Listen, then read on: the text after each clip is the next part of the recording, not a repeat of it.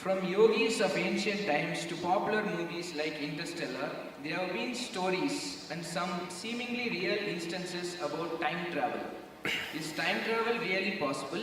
If yes, how can I make myself capable of time travel?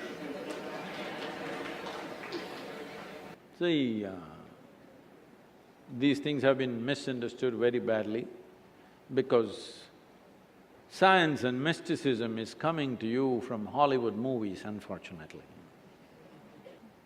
In this culture, we've had people whom we refer to as Trikalagnanis. There are three dimensions of experience in your life.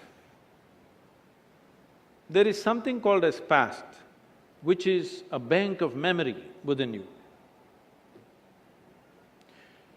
There is something called as present, which is a living experience right now.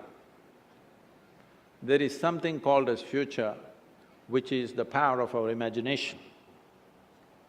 So your life experience is happening between memory, present experience and imagination. The problem with most people is, these three things are not clearly distinguished in most human beings. This is why something that happened 10 years ago, you can still suffer, isn't it? Huh? Something that may happen day after tomorrow, you already suffer. What happened 10 years ago or even 10 days ago, does it exist right now? Does it exist right now? No.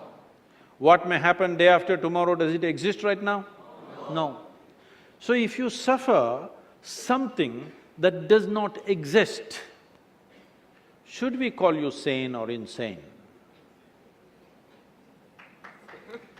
It's a question, don't clap, it's a disgrace.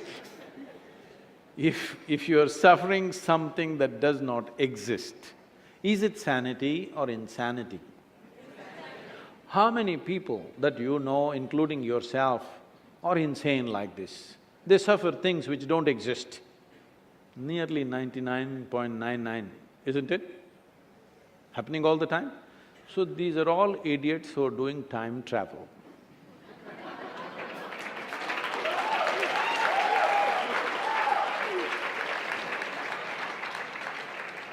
Time, in the yogic sciences, modern physics always grapples with these two dimensions, time and space, or space and time, that's how they refer to it. In yoga, we call this kala. The word kala, even in Tamil, means time. But kala also means emptiness. Kala means darkness. Darkness means nothing is there, no light, no nothing, that is empty space. Kala means time. So we are using the same word for time and space.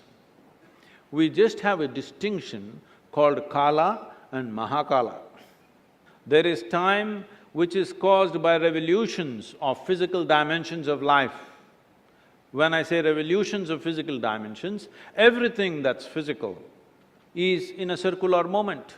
Whether it's an atom or it's a whole cosmos, everything is in circular moment. The planets, the universes, everything. Everything that's physical essentially is in circular moment.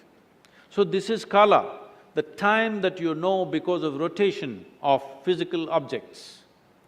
If the planet spins once, we call it a day. If the moon goes around, we call it a month. If the planet goes around the sun, we call it a year. This is the only way you know time. So time that you know is only by cycles. There is a time which is beyond physical nature, which is not because of circular motion of physical objects. This we call as Mahakala. Mahakala includes the space also. Generally in modern physics, the general understanding is, because there is space, because there is distance, there is time. If you want to travel from point A to point B, you need time. But in the yogic sciences, from our experience, we see it like this: because there is time, there is a possibility of space. It's very beautifully put by Adiyogi, over 15,000 years ago. When these seven sages, his first disciples, asked him, what is the nature of this cosmos? Where does it begin? Where does it end? How big is it? He laughed and he said, your cosmos, I can pack it into a mustard seed. Very efficient packing, isn't it? He said, this entire cosmos, I can pack it into a mustard seed because it is only a consequence of time. The space and the distance is only a consequence of time. So we call people Trikalagnanis, and we also call people as Akalagnanis. That means timeless people, people who are timeless. Timeless means what? You're sitting here right now. If I make you sit here for another 6 hours, no, it doesn't take that much for you. If I make you sit here for another 2 hours, Sadhguru, at least water. Okay, drink water. Drink water means, Sadhguru,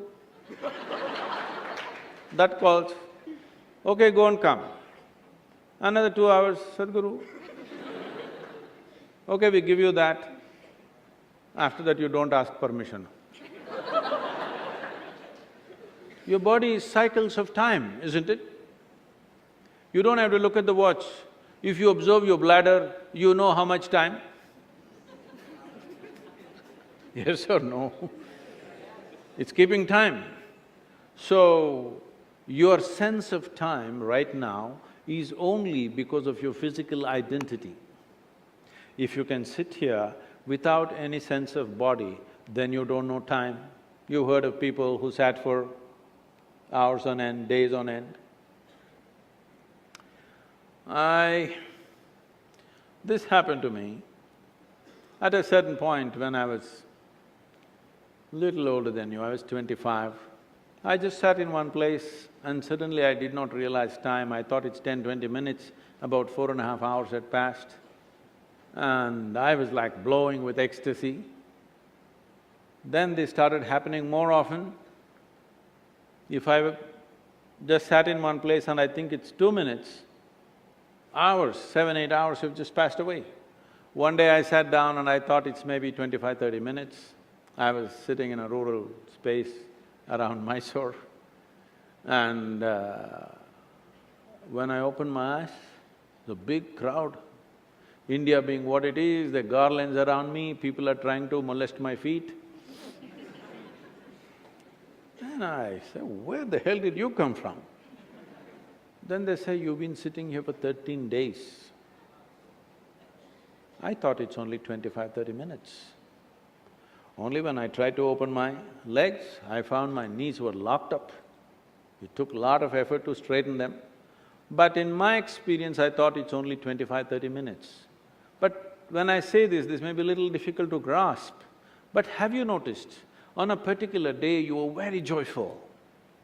24 hours, poof, went off like 10 minutes. Is that so? Another day you're a little depressed. 24 hours feels like a lifetime. Yes or no? Time is a very relative experience. People say, how long a minute is depends on which side of the bathroom door you are. You go there and knock and they say, hey, just 1 minute, wait. 1 minute